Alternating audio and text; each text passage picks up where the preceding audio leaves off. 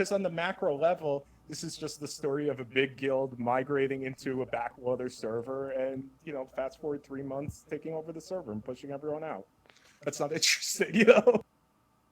I think that's exactly the way I would phrase this. Now but it is rare. It is rare because when it happens to people, they're not tied into the politics and the officers. They just start seeing people quit guilds, and next thing you know, their guild quits the next day, or they all migrate.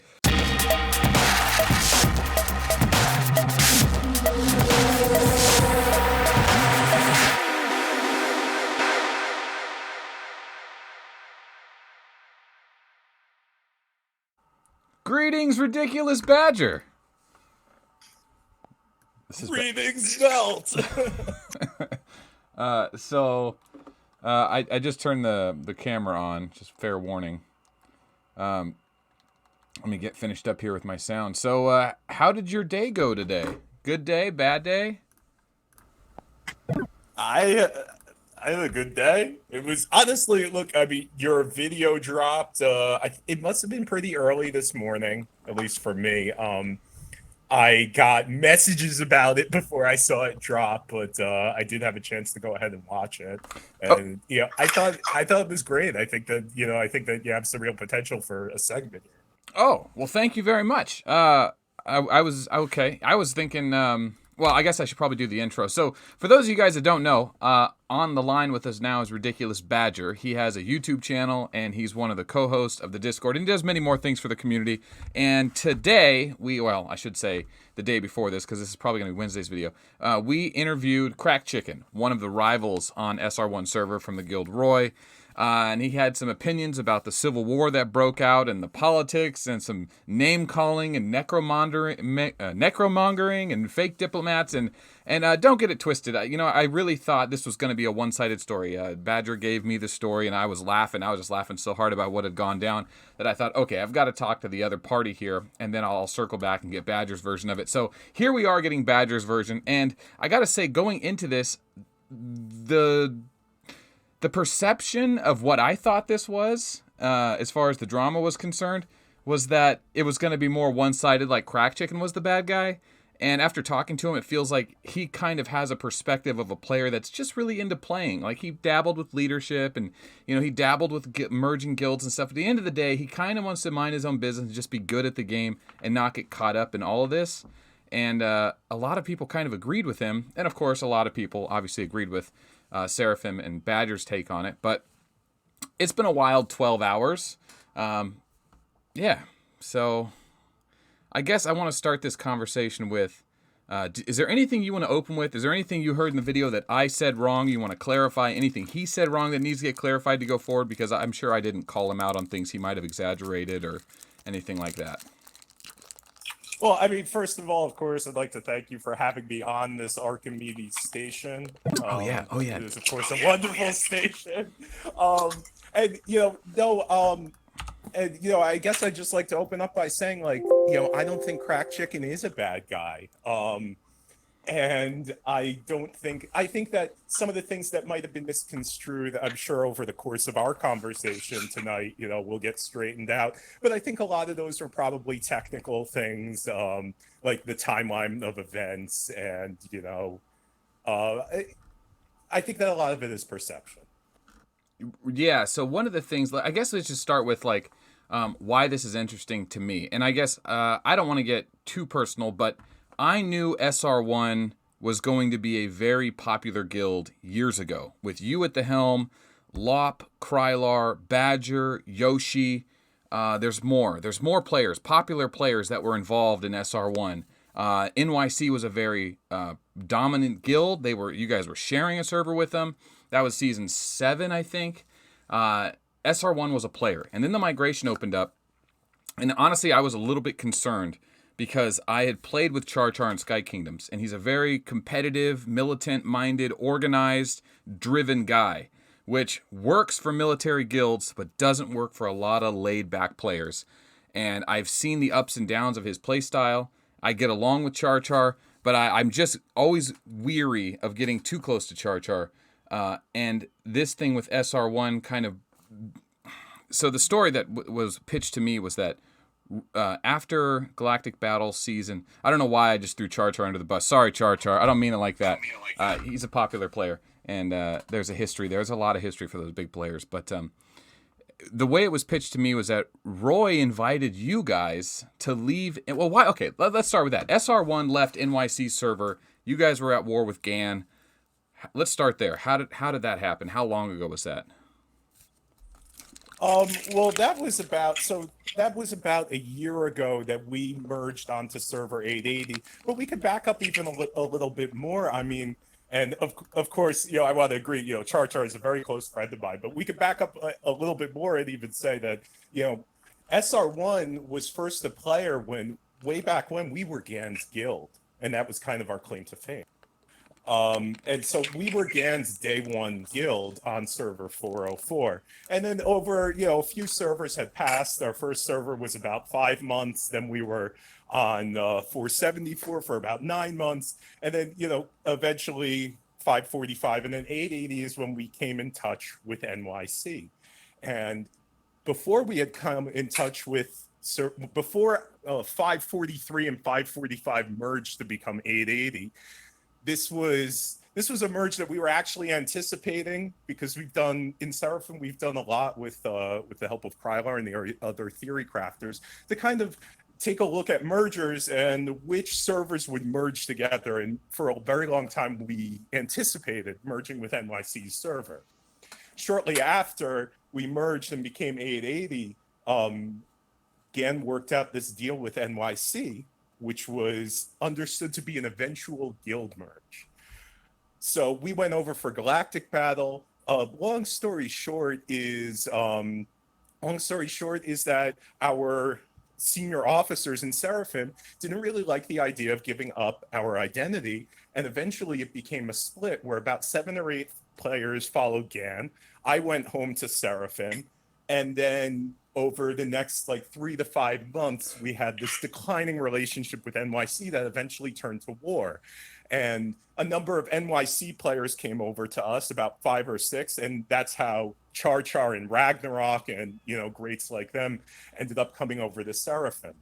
Eventually, Char Char, Ragnarok, and a few other players went to a friend of ours, went to Red, China, and Taiwan over at the time. It was server 678. They were fighting Sta. And they fought Sta for a while, and then they stayed on that server. And eventually they won that server for Red, and they found that fit them. So we've always maintained this relationship with them and with Red. But, for a while, it's been a while, unfortunately, since we've seen Char Char and Seraphim. Okay, did you say that Sta meaning star, right? Free Lollipops former guild? Oh, yeah. Okay. And then Red, you mentioned Red. Is that a guild or a player? Red is the guild that's now in charge of 1142. It's Red, China, and Taiwan. It's led by a very nice player. Her name is Captain. And, we actually just had a GB against them. They're wonderful players. They merged with Visa's planet, and I think then within a week, I think Visa ended up migrating away because, look, Char Char and Ragnarok are great aggressive players, and I think I think that there were some instances that led to war between Visa and Red, and then eventually, Visa all had migrated away because they're big players like Keb and Tex are all on 888 right now. Right. Okay. Yeah, I was thinking, is that Leela and Outlaws Guild? Yeah, that Visa. So over the course of this war with NYC, I mean, we were fighting a juggernaut. I mean, number one, we were fighting our old player GAN, and number two, we were fighting players like Godlike and Hot Wheels. And what had kind of one of the, our defining moments in that war is once Hot Wheels actually was offline all night, and he had a Stella garrison, and Char Char and I ended up feeding our mains into Gilly and just wailing on him, and Char Char killed 12,000 of his T12, and then the guy within a week gained 150 million power, right, and just got them all back. So we just kind of looked at ourselves at that point and went what is our identity? Are we here can you only define Seraphim by what we're not? Meaning we're not NYC, we're not botters, we don't have a ton of alts. Is that our play style? And so we started to look internally, to kind of develop our own culture that you couldn't just point to NYC and go, well, we're not that. And eventually it got to the point where we settled on the acquisition of knowledge. We kind of wanted to be the best players that we could. So one of our slogans was Seraphim, where players become experts. And eventually, we looked around and we said, this is not a great environment for us. We don't really feel like fighting against 800 million plus power players. And so we started to look at other opportunities. I wouldn't say that ROI asked us to come over.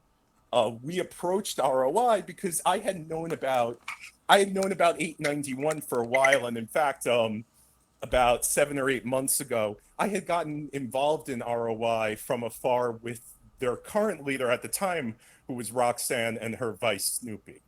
Okay, so that's kind of where the story started for me. Roxanne and Snoopy. I knew them, very active in the community about a year ago. I think we even did a Pimp My Art for Snoopy. But he was ROI, Roxanne was ROI. Then there was a falling out. Okay, now the falling out isn't so interesting, but it's getting to when SR1 joins 879, is it?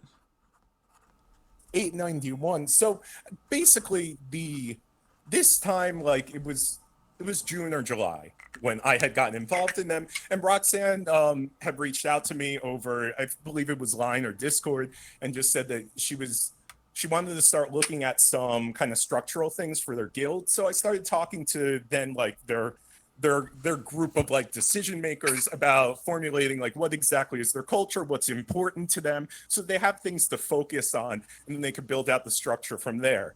Eventually, because of the falling out, I distanced myself from the situation, but not before like Snoopy had created their Discord server.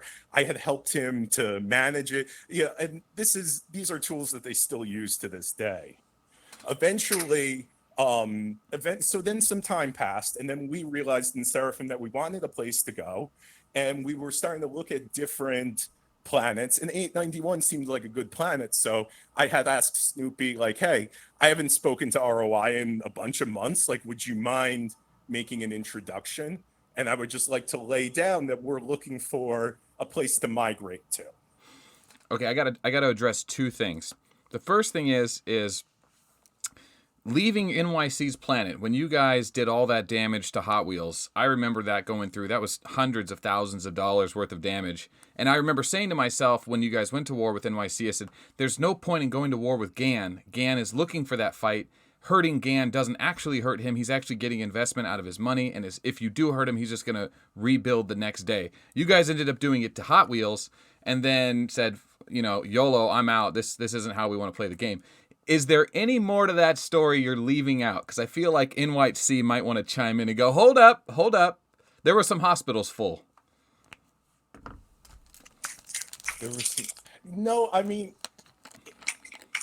I feel that like for a very long time we did have a very like, it was a different kind of a fight with NYC. It was kind of like, I mean, we hated NYC. NYC kind of embodied everything that we disliked about the game. And you could even see like during that point in my game career, you could say on my channel, a lot of the videos are like speaking out against botting and speaking out against alt abuse, because that was the reality that we were living on 880. I'm sure that they have their own, I'm sure that they have their own spin on it, and not all of them engage in that kind of behavior. But when there are some people that have like 20 arcs or 25 arcs, it's just, you get the feeling during kill event like you're swinging a battle axe through like a nursery, like you're just killing all these alts, and what is he even doing? A battle axe through a nursery. Hold up. Okay, I wasn't ready for that. Well, sorry. I'm a NecroMonger, so that's right. What are NecroMongers? Was that from Marvel? I have been told after I made it the name of my arc, which was immediately after I saw your video, I've been told that it had to do with Chronicles of Riddick, which is the franchise I did not see. The NecroMongers, that's right. I gotta say, whatever you want to say about Crack Chicken, he seems like a very smart guy, very well put together, very well he can handle himself in a conversation, and he explains his point very well. Very eloquent use of the English language, and the fact that he gave you two, like him or not, he gave you two brilliant nicknames. The Fake Diplomat is a great Arc of War name, and NecroMonger, that's not bad, man. That's actually pretty good. Yeah, I took it immediately, and I believe that Masada, who's actually our head diplomat, changed his name to Fake Diplomat. Ah. It's funny, I didn't know that Masada was in SR1. I still have him saved as DZG. So Masada and a few other players came from DZG to SR1. And this, I mean, I guess this kind of brings us back on topic. One of the things that we have always been focused on in SR1 since the migration opened up is as a recruitment platform. So there have been a lot of great players that have come from other servers to SR1. And in general, that's what we look for. We take this approach like, why should we recruit from just the server we're on? We could actually recruit from the entire community. So I know that one of the accusations made was like we wanted to recruit the ROI players. And in fact, this was something that came up in a conversation between me and one of their council members a couple of weeks ago, kind of on the side, was, we don't want your players. We're full. We were just looking for a way to collaborate with you guys. And ultimately that did fall through. So that's an interesting claim. You never had interest in taking their players. So he was kind of under the impression the whole time you were just trying to absorb his players. And I guess that's kind of the intricacies of how the politics play in a migration or a server merge. It doesn't happen in one conversation. It doesn't happen between two leaders of each distinct guild. In your guys' case, it seems like it slowly played out. There was a history with Roy, right? You had Snoopy and Roxanne. And then by the time you guys decided to leave NYC and show up on 891, Roy wasn't who it used to be. Now there's this new player, Crack Chicken, who's kind of a boss player, right? He's spending a lot of money. He's getting powerful. Whether he's a guild leader or just the big boss of the leader, and that's two very different things. He feels like he needs a say in all of this, and maybe egos get damaged, hostilities occur. He knows who you are. He says he has great respect for who you are and what you've done. But then he immediately says after that, who wouldn't want a 400 million power player, as if like you overlooked him. And I was like, okay, I kind of see what he's saying there. So was that kind of a thing? You guys tried to communicate with him and you just decided like, whoever this guy is, he's out of the realm of what we're looking for. We'll let him fizzle out and just focus on what we're doing? Because it seems like he was left out. So, I mean, a lot of great points there. And, I'll start out by saying, like, no, not at all. Like, honestly, we followed the direction of ROI with who to contact in the beginning. And, in the beginning, when I went over there, I was 245 million power. Now I'm 270 million. He was, I believe, 230 or 215, something like that. Now, of course, he's 430. So that's a lot of cash. We didn't look at the situation and go like, well, I bet he's going to gain 200 million power over the course of 3 months.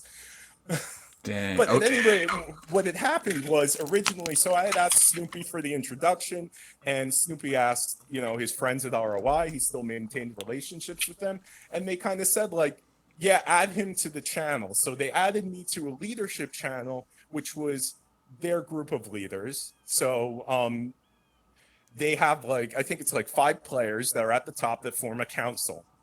So Crack Chicken was in the room because he was the guild leader. And I kind of did when I was introduced to them. I said, look, we're looking for a place to migrate to. We want to be able to collaborate with a guild when we get there.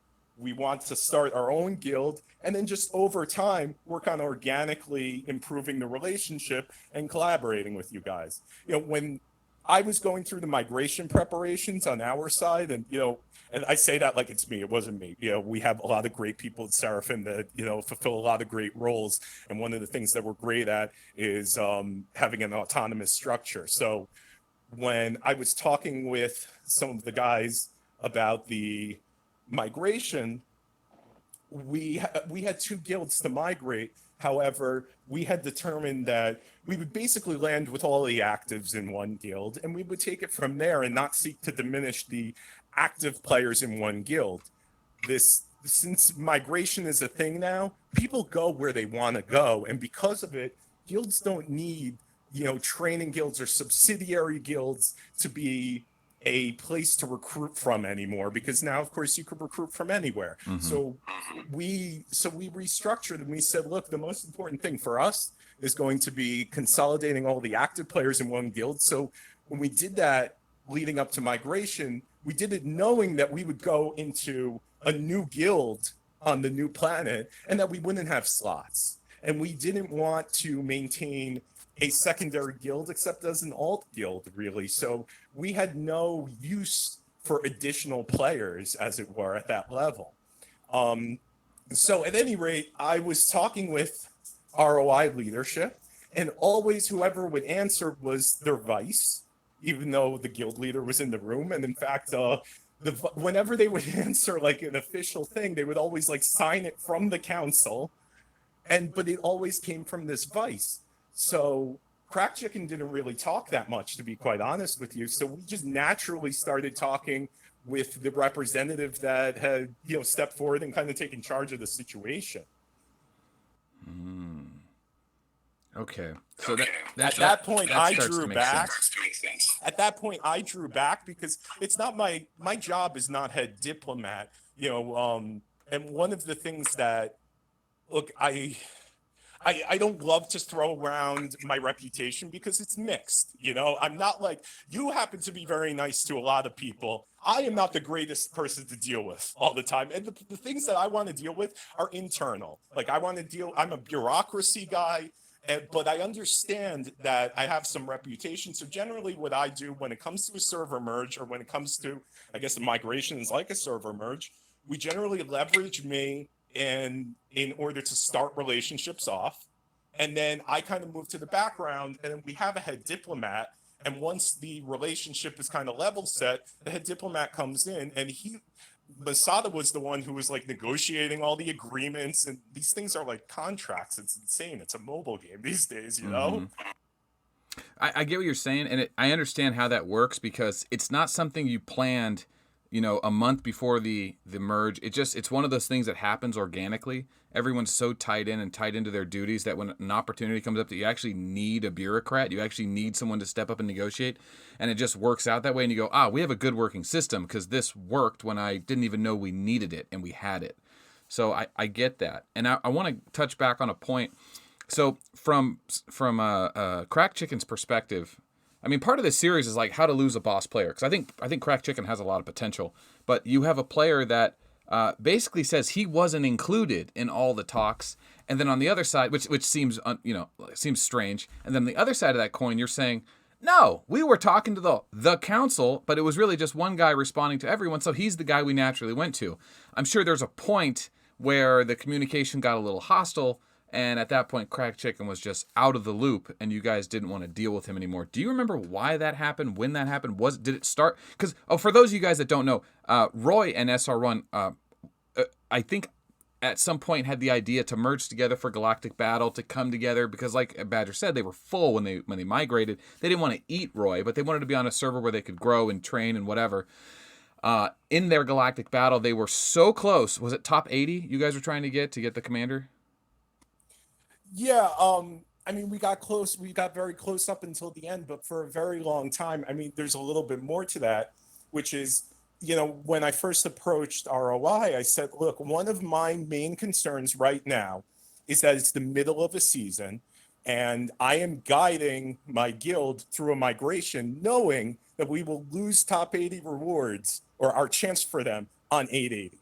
So therefore, it becomes in my view, the job of leadership to attempt all opportunities that fall within our culture and our values to get those rewards. So we were pretty upfront in the beginning, where we said, like, hey, we want to work with you for this Galactic Battle season because we want to try and get rewards. And I said off the top, I said it in the beginning, like, hey, we'll have some T12 players, and they could stick around in ROI for the season, and then the rest of us will come over for rewards. And there was this point of contention as to how many slots ROI would actually give us. And in the beginning, they said, like, how about 20 slots? And I'm thinking, like, we're going to split the work in half. You're going to give me a quarter of the slots, but I didn't want to actually, while there was some part of negotiation that went back and forth and we talked about the slots a little bit, it became very clear that in order to provide rewards for the rest of SR1, we needed to look outside of ROI. And so that's when I actually kind of said to Crack Chicken on the side, Masada is talking to CH1, which was the Chinese guild, and we would like to make a deal where we get some slots for rewards since ROI can't come up with, all 80 or 100 slots that we need. And, how could they? From there on, it started to go a little bit downhill. And so I said this was just me and Crack on the side. And I said, you know what, let's talk about this because we're not making a side deal. This is something that I'm coming to you. I'm telling you that we want to do this. And we're willing over the course of this agreement to have a 3-way split of Centikin. We'll split capitals 3 ways. And they did not like that at all. But at the same time, they didn't want to be the ones to say, if CH1 will do this, we won't do it. So they said, let's talk about it a little bit later, but let's see what they say. So I got on the horn then with Crack a little bit later in the evening. And that was when we were talking about it. And he basically said at that point, I thought that you guys were coming over here and that the T12 players would stay here and that this would become some kind of long-lasting relationship where we would keep the players and we would be the Galactic Battle Guild. And at that point, quite honestly, I couldn't believe what I was hearing because, we had been very clear that we wanted to start our own guild. We were willing to collaborate for this season for Galactic Battle, but that these players would come home again. And it was at that point that I think that Crack in the course of your interview with him said, like, well, things kind of went downhill when they went and talked to CH1. And now I'm here saying, well, things kind of went downhill when ROI put forward the idea that they thought that they were going to be absorbing some T12 players from us. So that's 2 very different perspectives on it. I like that because there's something that happens when a new player joins a guild. There's like a new member honeymoon where they're like, oh, everyone's saying hi to me. Oh, I'm the new kid on the block. Oh, I've got a job. I'm going to fit into an officer role. This is what I'm going to be groomed to do. This is what I like doing. Oh, we're picking fights in this side of the server. There's that new player honeymoon where everything feels good. And I almost wonder if maybe Crack Chicken, maybe other members of Roy, I don't know their leadership. I don't want to put this out there if I'm wrong, but it almost assumes like when you pick up a new tier 12 player, you're going to say to yourself, like, we're a good guild. Once they get here and see what's on the other side and how green this grass is, they're going to stay. And if that thought manifests over days and weeks, then a month or 2 later, when negotiations are going sour and things aren't working out, and you say to the other guy, I thought your tier 12 players were going to stay. We have a long-lasting thing here. You're going to say to yourself, why would you ever get the idea that those players were permanent? We loaned you those players. They're loyal to their family here. They're big shots and popular in your guild because they're hired help, but they're not staying. And I almost wonder if something like that happened because miscommunication seems to be the big thing here. But I don't want to interrupt your story. Keep going. So where does it go? When does it like come to head with Crack Chicken when you realize like there's pretty much no way this is the point of no return? So what happened is this was the last week in October when myself and 11 other players migrated to 891. Our job while we were there was to take Centikin away from CH1 to increase the power limit by something like, at that time it was 250 million power, but we had a 375 million power player. So we wanted to take Centikin and raise the power limit by, 50 million, whatever it was, and then bring him in. And this was something, at the time, and the way that we went about it, it could have only been done with the cooperation of ROI. Otherwise, we would have had to start another guild and do it ourselves. Although when it comes down to it, you've been in Centikin fights. Ultimately at the time, ROI had one T12 arc, and that was Crack Chicken, and he was 30 million smaller than me. We brought over 12 arcs. This is something that I believe is cited in the relationship as to something that ROI helped us with. However, knowing the logistics of this, we could have very easily just done it on our own. Yeah. How many? Yeah. So, Unless you're using so like 80 of them to body block. Yeah. right. So then, at any rate, so we were there, and then over a period of about 3 weeks, we migrated 120 more arcs in, and we did about like 5 or 6 a day. So there was a week where we were in GB with them, and honestly, so we were in 2 GBs with them, which I know was mentioned. One was towards the middle of the season, and then one was towards the end. And honestly, we were optimistic still at that point about collaboration, although it was a little bit weird that at that point that ROI had expressed that they wanted to acquire some of our players, and we were dead against that, obviously. But we didn't think that would happen, as Seraphim has a very strong culture, and one of the issues that ROI was going through back in June was trying to develop their guild values and their guild culture. And here we were about 5 or some odd months later, and it didn't look like really any appreciable progress had been made on that. And I think that was because they had a completely different structure. At any rate, over 3 weeks, we warped in the rest of our arcs. And we had, Masada had worked out a farming arrangement with them. Over time, they had difficulties with following the farming arrangement because it was such an underpopulated server when we first got there. Now it's a completely different environment, but there was not a lot of competition for tiles, or the ones that there were, like there was actually another Seraphim guild on the server to make things more complicated. And they basically had a monopoly on all the Shadow Matter tiles. Like they would just reset them, and nobody seemed to know what to do because this was a server that did not tile hit during the week. Seraphim comes from a server that it's all war all the time. Kill event is all week. So we started to, not from ROI, but we started to take tiles from some of the other guilds.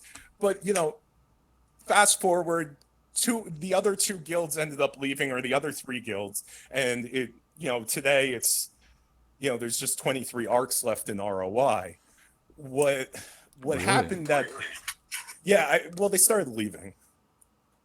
So what had really happened though, what was kind of the end, the last straw is as this is a story that I was telling you, that at the 11th hour, ROI asked Seraphim to come over and help with the last battle in GB.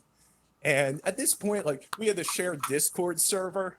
So a lot of people were on it. We had a tactical room on there where we talked about what the game plan was going to be. We had multiple phone calls and Q&A sessions. Their own Vice was sending out the plan to the guild via guild mail. There were 9 and 10 and 11 guild mails. So at that point, when we went into the Galactic battle, and immediately off the cuff, Crack Chicken was sending just thousands of T12s to their doom, when our plan, as we had outlined it and was agreed by ROI, was to play a very conservative points-based game, to only put in enough T12 to get points or to take the structure, and then to pull out.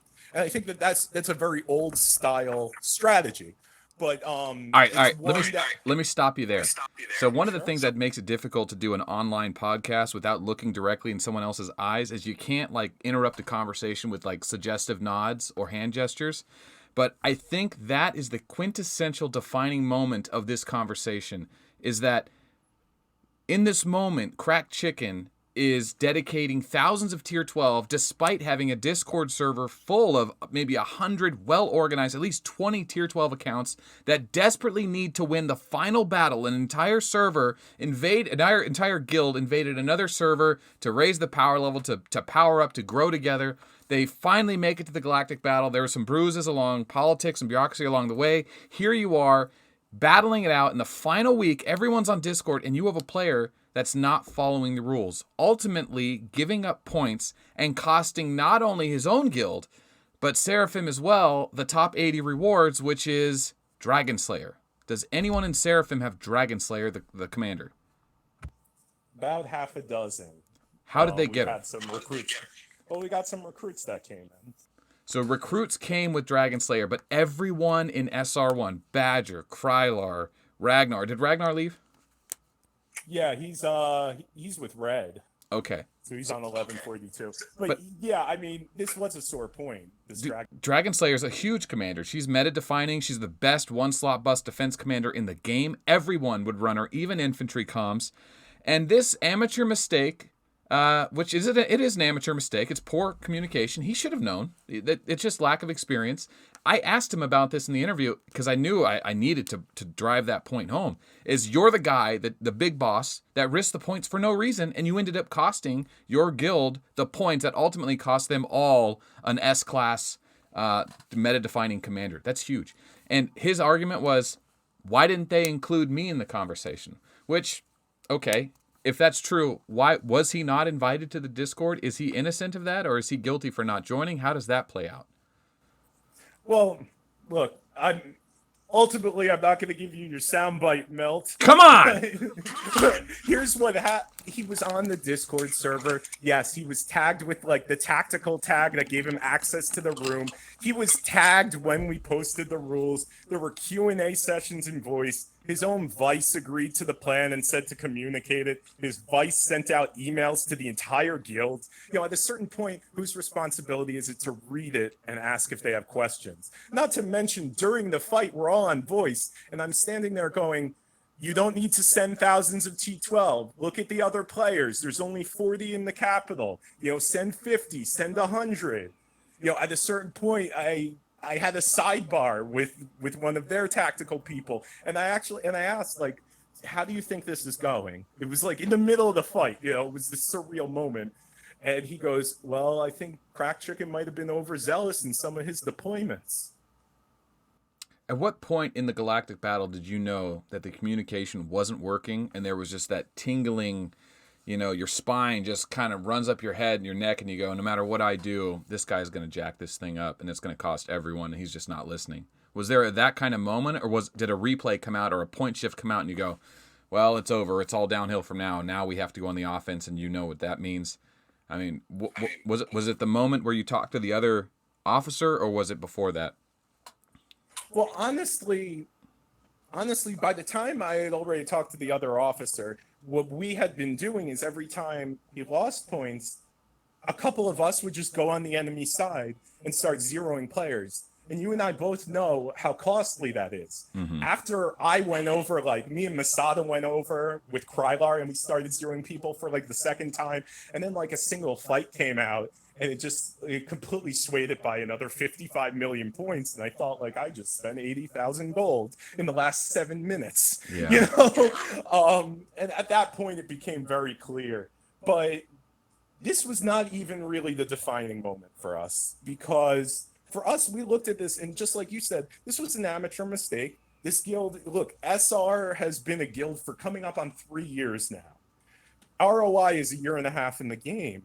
There was an understanding that this was an honest mix-up. Like, okay, yes, you didn't read the plan for some ungodly reason, but it's not like you went there trying to screw us over. What it ended up happening, though, was afterwards, as we were sitting there, we got a 10-point victory. We got the victory, but we planned to push for a structure, which we couldn't because of how the points were. So we got the victory, and we're thinking, there are a couple of scenarios where we can make top 80. If this amount of guilds above us end up, getting 10 points instead of 11, it was not very likely. So we're sitting in ROI, and we're watching in the beginning we were like 65th, and we're watching the leaderboard ranking, and we're watching all the guys are in the boardroom sitting around watching the point score, and slowly you guys are just moving up further and further away from the rewards with time to go. Yes, so this is like 65th, 72. Then the next morning, like the thing was, like when you woke up, you would go, okay, where are we now? you know. And that's So then, other guilds still battling it out on Thursday, Friday. The Galactic battle isn't over for the week until all the battles are done. So if your battle's on Wednesday and you're ranked 65, that doesn't mean that on Thursday and Friday other groups might move ahead of you and just nudge you out of the top 80 rewards. So that goes to an end. You guys get to the final day. The final points come in. Where do you stand? so I'll tell you honestly, I forget because all I remember is when we went from 79th to 82. I look at my phone, and 30 of us were over there. I looked at my phone, and it says you got a letter from your guild leader, because it always says that. But it was my vice who was in ROI with me at the time, and he goes, "Okay, we're going home." Like it was like we just hit it. So we went home, and at that point, like we were kind of sullen. And then that must have been a Thursday. Saturday morning, we found that Crack Chicken had gone to the enemy guild, the guild who had been fighting us in Sentikin, and he went there to get rewards. And like a couple other players actually went there as well to get rewards. And this was so bizarre to us that you would do this like while this guild was fighting us, and we had a coalition together. And in fact, it was ROI's turn to hold Sentikin. Okay, hold on. So So CH1 is the enemy guild, right? at this point, CH1 had left, and it was ORA, which was another Chinese guild. But I should say that there was like a long and storied history between them where they liked some of the players and not some of the other players. ROI's subsidiary guild was at war with them, but they apparently were not. We learned that after the fact, so we didn't understand that wrinkle. Did But Aura get top 80? Oh yeah, they did. Okay, and then And Crack they had Chicken. like no players. So Crack Chicken, arguably the guy that cost the final battle, not saying whatever happened in the whole season, but that final battle, ends up spitefully leaving his own guild and the SR1 Alliance to join the enemy ORA to get the rewards, and then he goes back to Roy. Right. I remember like it was like really early in the morning. I have a terrible sleep schedule. He left his wife in charge instead of one of the council members in charge. Like I remember looking at this going like, this is so bonkers. While he was over there, ROI held Sentikin, and that guild ORA attacked Sentikin, so we had to get involved and hold Sentikin. ORA attacked the ROI sub guild, had a capital because ROI gave their capital to a sub guild. So ORA attacked ROI sub guild in the capital, and like we reset it to help ROI sub guilds hold it. All And the while, meanwhile, Crack Chicken is in ORA collecting rewards. him and I think it was like two or three other players. Ultimately, a lot of the players didn't move. I'm not sure if that was like to hold down their guild or because they really didn't agree with it. But at that point, like that was the point where like we kind of looked at it internally, and we said like we can't trust ROI to be faithful to a coalition with us. Okay. Here it was. We went there. We spent 1 million gold literally on their last GB match. Let me play devil's advocate here. Let's say I'm Crack Chicken and things fall through. I know I'm not getting the rewards. I've got a relationship with SR1 that's in the shambles. I've got a new relationship with ORA that's kind of like up and coming. I have an opportunity. I spent a lot of money on my account, right? He went from 230 million to 400 million power in less than a year, maybe a few months. He's like, I'm into this thing 10, 20, 50,000, who knows how much. I'd really like to have the Dragon Slayer commander. All I got to do is quit guild, join guild, wait 12 hours and get it. I'm doing it. And then he went back to Roy. So in his defense, that doesn't seem like, I mean, yes, it's a selfish move, but I kind of get it. But what I do want to know that drives this home further is like, did Crack Chicken, was he the cause of you not getting the 11th point to be in the top 80? Like, was it his mistake that you guys didn't take the stronghold? How did that happen? Because if you frame it like he sabotaged his own guild and you guys, so that no, I don't think that was what he did. Yeah. I think that, look, I'll say number one, yeah, look, getting a commander is important, but as a sub point to that, none of us knew the impact that Dragon Slayer would have on the meta at this point. At this point, Dragon Slayer looked to many people like a Golem Light. it, and we couldn't actually tell what was the meta defining feature. But at any rate, that's an aside. That's an aside. Obviously, so your question was, did Crack Chicken actually cause the victory to go from 11 points to 10 points? Right. So the answer to that I have is that the points that you feed to the enemy set the pace for the battle. Everybody else followed the rules. In fact, I listened to the interview. I heard that that there were some accusations that, like, you know, the ROI players weren't disciplined or whatever. That wasn't true. The ROI players were incredibly receptive of the game plan that we had, and they listened. He was the one that did not. Now, did he actually cause? If he didn't behave that way, would we have gotten 11 points? We never know. Okay, but his behavior did in fact cause you to fall behind in points, which means that the other team starts to get a little bit of zeal, right? They feel like, oh, we have the lead again. We got a battle on our hands. Instead of just dominating them with a turtle defense strategy, showing them that you are way more organized, way better players, and then just edging them out of the battle until they just gave up after an hour. That didn't happen because there was a lot of back and forth. It became a good match. It was worth spending on.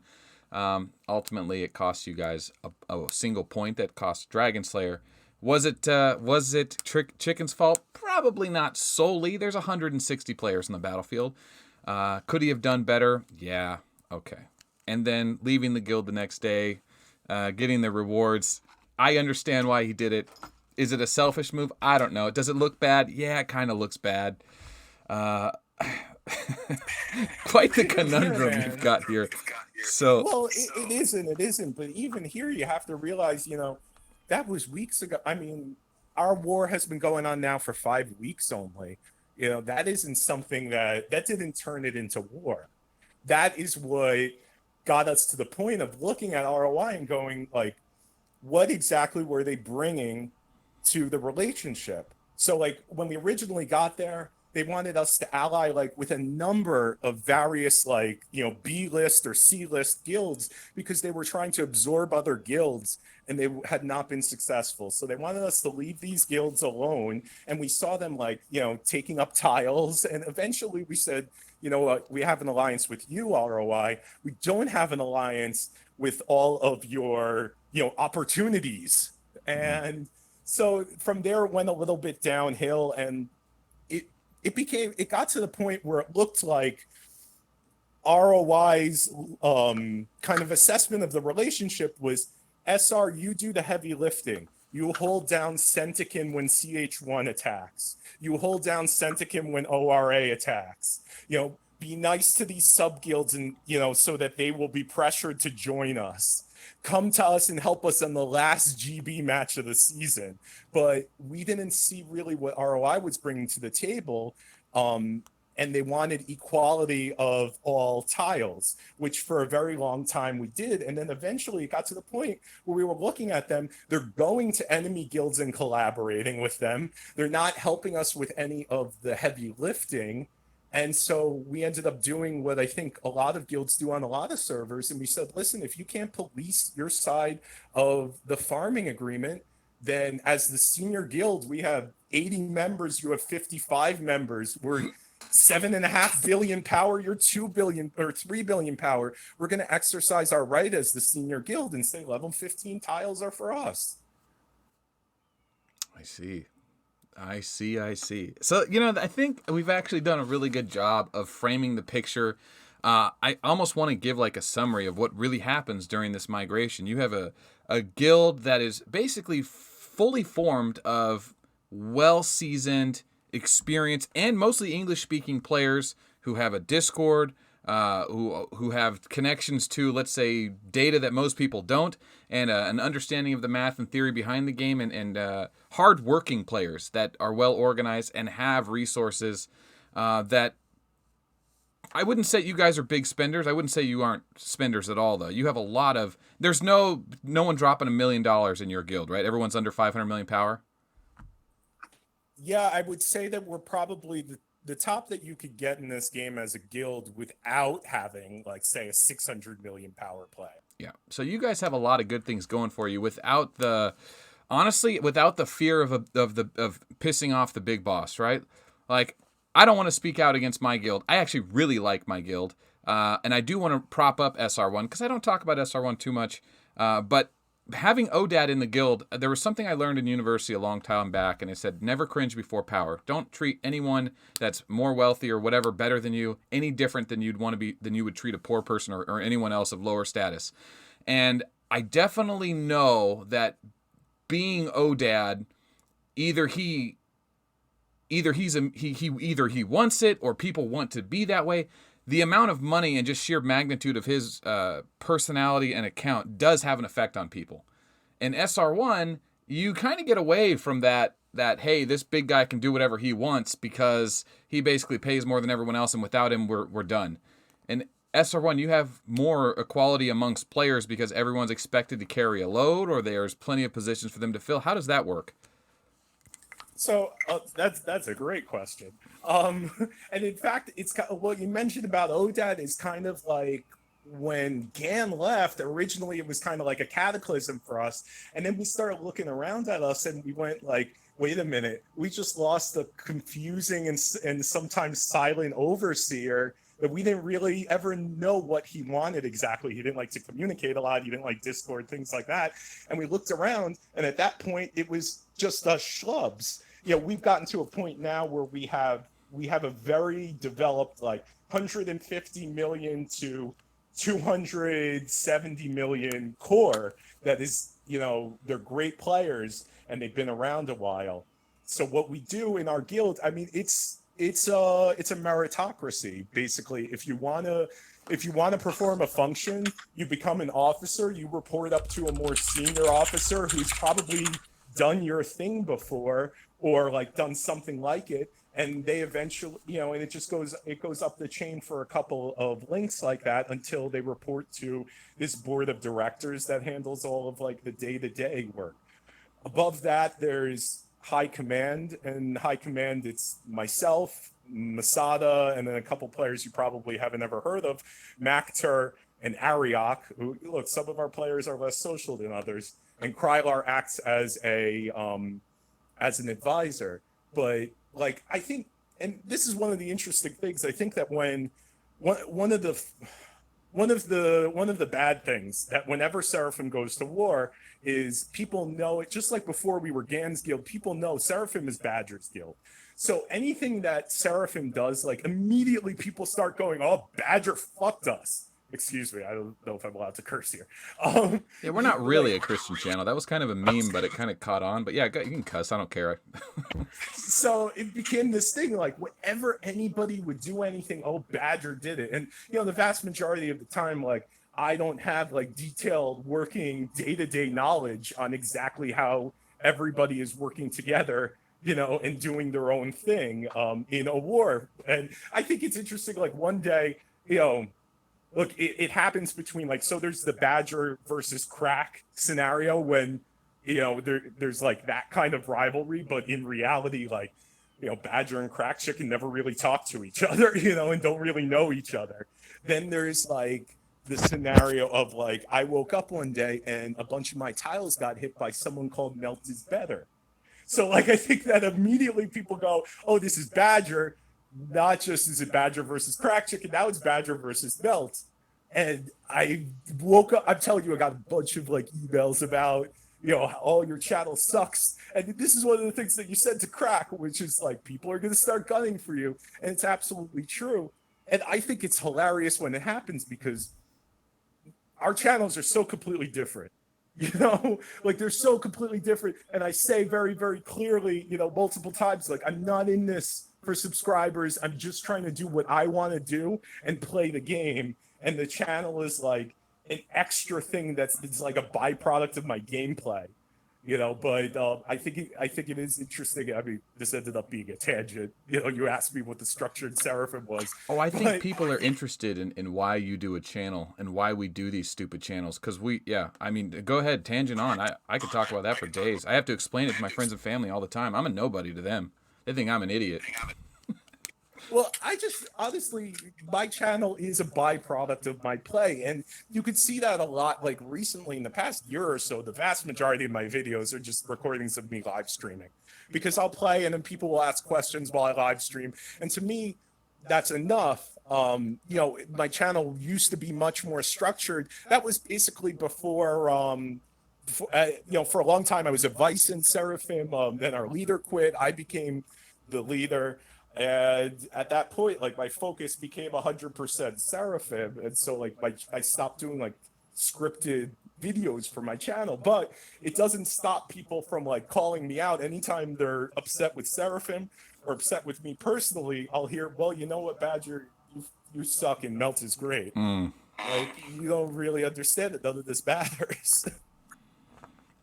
Yeah.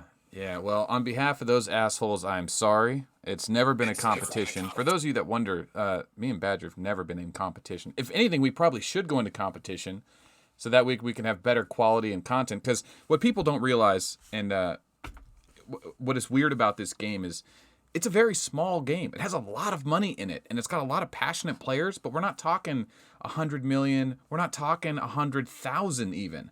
So when you look at a game like EVE Online or World of Warcraft or Fortnite and their respective communities, the size of their community, what me and you do for this game could easily be magnified 100-fold if the game was lucrative, if it made sense, if it made money, if there was actually a following that really pushed and gave us a lot more content. You can actually turn this into something. The personality's there, the ability's there, the willingness is there, the passion is there, and it's all been there without the promise of money, without the promise of reward or celebrity. The minor celebrity that comes with being a YouTuber is cool for the first 2 weeks and then once every month for like 3 seconds. Everything after that is like, you got to stay private, you got to stay hidden, you got to make content every day, even if you're not in the mood, right? Like for me, I do 5 days a week, so this is definitely a tangent, but that's not what this is about. But I feel the pressure in different ways, and now what I want to reiterate is that the reason I'm doing this series, right? I was very much against drama, but the game started off as an educational game. Then it was tutorials, how to play. Here's the players. It slowly moved. I do the meme show, the news channel, the commander card breaks down, snapshots of events, snapshots of where the meta is, and then now the story of the game, right? The fact that you guys, I mean, you could paint this story between you and Crack Chicken in many different lights. Ultimately, it was bad communication and maybe some bad decisions. Maybe the movement of SR1 to a small server with the intent to increase the power size and basically take over. I mean, not really take over, but kinda. It was a threatening presence for 20 tier 12 accounts to show up when you only have one. And we looked at that. Honestly, I don't think that we had any.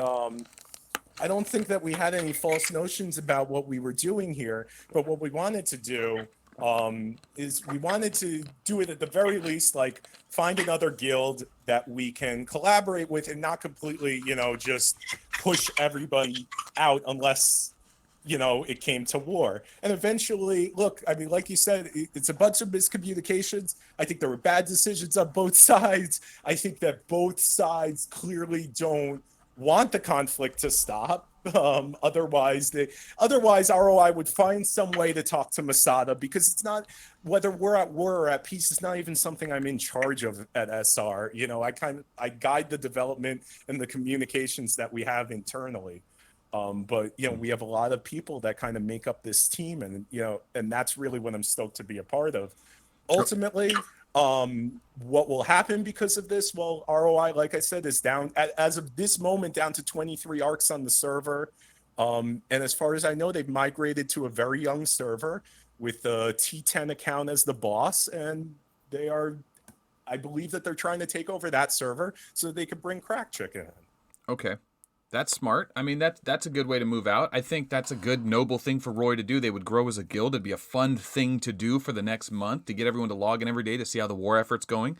I'm going to plug your channel here in a second, but I'm going to do it at the end because I've got 2 more important questions for you. And if anyone skips the video, I don't want them to miss the plug right now, because we'll do it at the very end. Sound good? Okay. Sounds good. All right. So the first question is looking back at the 45-minute conversation I had with Crack Chicken and me kind of taking it serious, half serious, kind of having a little fun.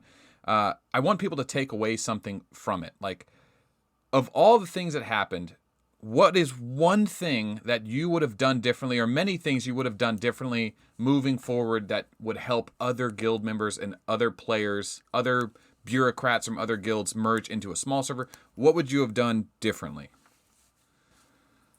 What I would have done differently, I could tell you two things. I could tell you a general thing, and I could tell you a very specific thing. So specifically, one of the things that was mentioned was, at a certain point after all of this drama went down, um, our diplomatic department did put out an announcement that, listen, we're not going to talk to Crack Chicken anymore because we are getting, all of this like all over the place communication. So we'll talk to a council representative. And I believe that that was perceived as an attempt to manipulate their own structure or to change their structure. And I think that going back, we shouldn't have said anything that might have been misconstrued as that. How long ago was that said? 2 months ago. Oh, that's recent. Well, we've only been here for 3 months. Yeah, that makes sense. Right. Okay. 2 months ago, Galactic Battle. Okay. Okay. So that's the specific thing, and I think that that is something that kind of stuck in their heads and became this point like, why should we even talk to you? Like, you won't talk to our leader. And I Yeah, completely you won't understand talk to that. our big boss. You won't talk to our leader. That's a pretty big. Yeah, that's a big fu in a way. Yeah, I mean, over the course of time, like it'll be a test of time whether you weigh that with what he actually did in going to ORA and screwing us over after we spent $1 billion on him. I'm not sure who was more in the wrong. I will say, like, that was, look, there were wrongs on both sides, and that was something that I think like you could look at and go, yeah, SR, you shouldn't have said that. But that is, I think that that's something that's ultimately attributed to me. However, that's, once again, that's not how we work. Like, I didn't write the thing. The sentiment was basically, we don't understand how to communicate with you people. Mm-hmm. But I think that we delivered it incorrectly. So that would be the specific thing. The general thing would be, keep the conversations limited to small amounts of people. Now, again, like, it seems like I'm saying, don't do this, but do this. And it's the same thing, but it's not. One of the problems that we had with communication with ROI is right off the bat, because I had this history with some of them and Snoopy had this history with some of them. We basically made a room on Discord that was all of their leadership and all of our leadership. And whenever an issue would come up, like, we had a representative, and it was either myself or Masada, who would basically say the state perspective on it, the SR opinion. And with ROI, they treated it more like a roundtable where like anybody would kind of just say what they were feeling about it.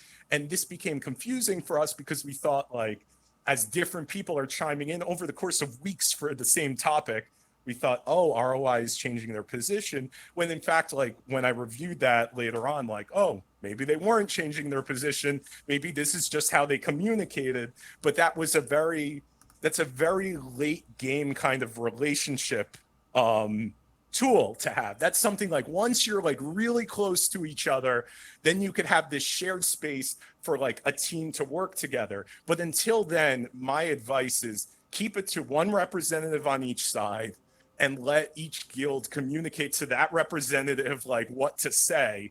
And in that way, hopefully things won't get so misconstrued so often by so many people.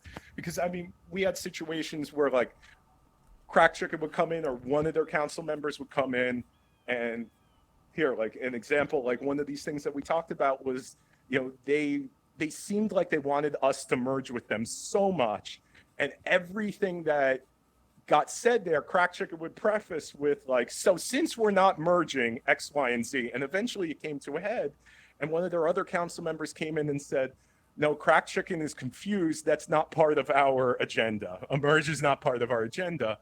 And so like that started us thinking kind of like, well, maybe we have too many people in this conversation. Okay, so that's it.